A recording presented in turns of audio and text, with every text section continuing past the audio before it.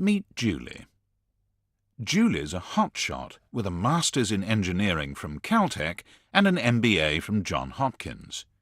Having been snapped up by a Fortune 100 petrochemical conglomerate, she was recently seconded to a senior troubleshooting role in the firm's London-based European division. Julie has a football-crazy husband called Dwayne and 2 delightful children.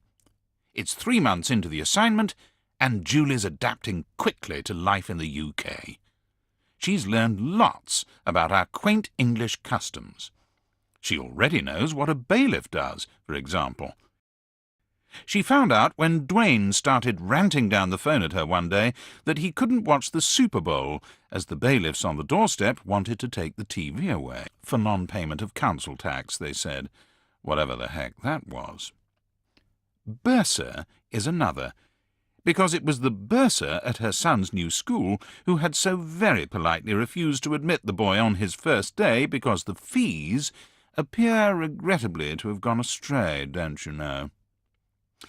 That was the day Julie also learned about the English sense of humour, when Sheila in HR called her to check that everything was going smoothly. What with the gardener giving her grief because payment of his first invoice was so overdue, that was the clincher. Next day, Julie registered her availability with her favourite headhunter. It's not that anyone had actually done anything wrong. Julie had originally done the logical thing with her council tax paperwork and dumped it in Sheila in HR's in-tray. But quite apart from the demand being a summons rather than an invoice, HR couldn't pay it because it was addressed to Julie personally, not the company. It therefore had to be referred to the finance director, who happened to be going downhill fast in Davos at the time. What Sheila in HR could have done, of course, was to get onto their usual supplier, Ron, of Ron's Rapid Relocation, and ask him to pay and add the cost to his bill. But if she'd done that, there would have been even less chance of Kevin in finance being able to tell the CEO the total cost of Julie's assignment, let alone supply the very expensive Big 3 accountancy firm with Julie's tax data. All because Julie's property-related expenditure would be hiding in an HR cost centre. This sort of disconnect between payment and compliance is why Kevin now wishes he'd gone into catering.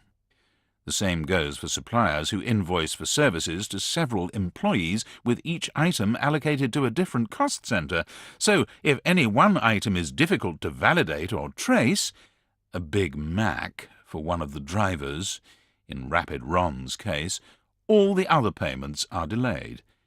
That's when it was discovered that Ron's sobriquet derives from his temper rather than his expeditiousness. No big deal, except that now the company's name is mud with Julie, Ron, the Inland Revenue, and even the gardener. Sheila's stressed, Kevin's depressed, and the board's unimpressed. And then there's the small matter of recruiting a replacement for Julie. Fortunately, though, Hessel has a totally watertight solution to all these problems.